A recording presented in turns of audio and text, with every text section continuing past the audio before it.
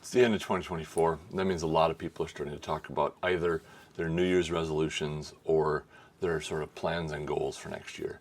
And I saw in a group I'm in this morning someone talking about trying to figure out how to articulate, instead of them being goals, sort of what they want their life to look like. And even then they found themselves using phrases like, I'd like to be off the computer. And the thing that strikes me about those kinds of goals is how common they are. A lot of people at this time of year are talking about the thing they're going to stop doing, the thing they're going to not do. And that's a striking thing because of how much of the good advice I've gotten from other people, or that I've seen in sort of the literature about human behavior, that says what you actually need to do is flip that around.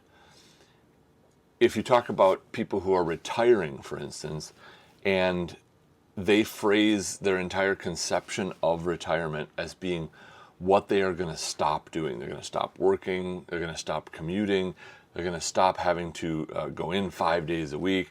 And all of the joy in the idea of retirement is rooted in what they're going to stop doing. Those people end up a lot more aimless and unhappy in retirement than the people who start off, or not start off, but are headed to their retirement as retiring to something instead of retiring from something. So what does it mean to retire to something? It means I am going to play tennis 2 days a week.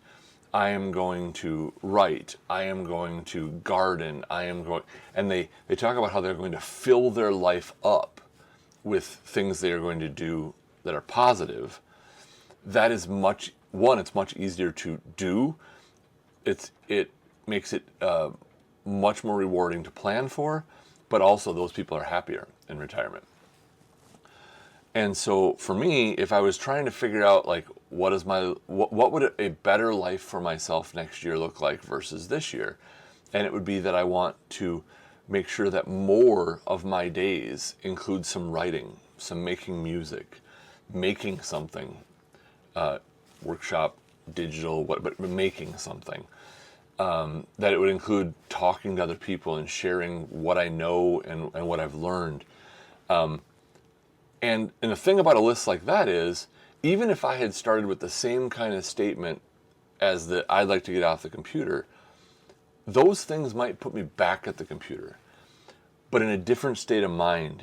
Instead of sitting down at the computer as a time killer, or because it's sort of just a habit to sit down in front of the computer or to pull the computer out, or the phone, whatever your screen of choice is, instead of it just being an end unto itself, it's sitting down to write, sitting down to design a thing to be made out of wood or to be 3D printed. It means sitting down to open some software that helps you figure out what the chords and what the right key would be to sing this song that you've wanted to learn how to sing is. It changes the framing toward it being that forward positive thing, and it changes the framing to a deliberate thing instead of a time killer. It means that you get the use of the computer is a means to, it's a tool for accomplishing those other things.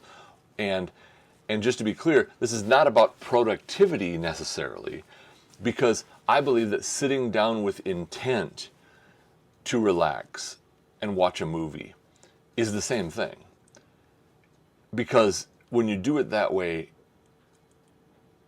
you are actually in that moment making sure that's what the focus is, instead of accidentally sort of trying to relax but not really, which we've all experienced, I think, at this point.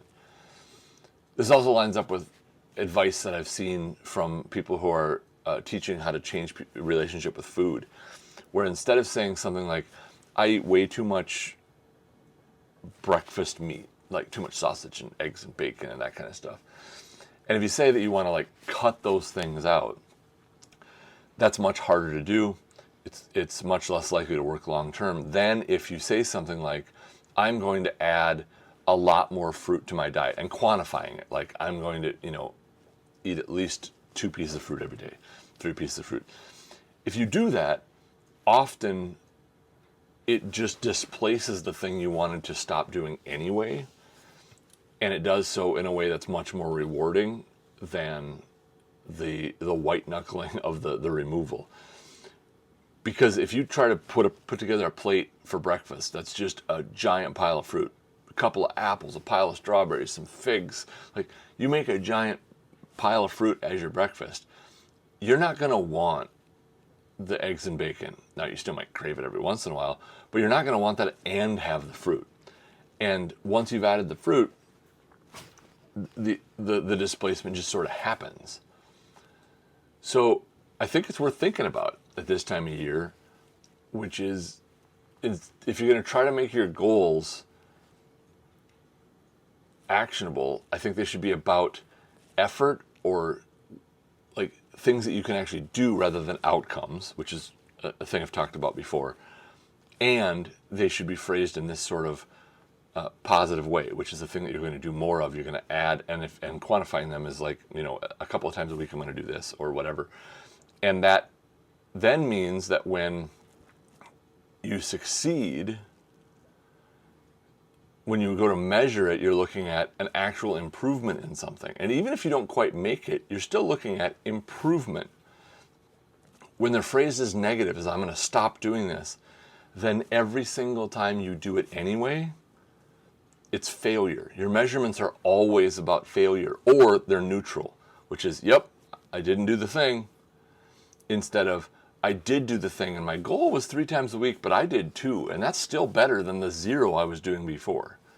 So if these are new things to you, I hope this is helpful.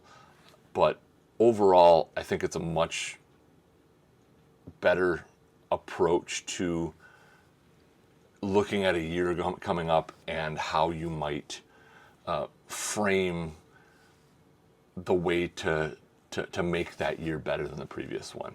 And it's the thing I'm going to be doing for the next next 2 weeks, basically. And this is exactly how I'm doing it. I'm framing it entirely in these kinds of terms. And I hope that you're able to do the same. And I hope that you have, no matter how good this year was or bad this year was, you have a better year next year.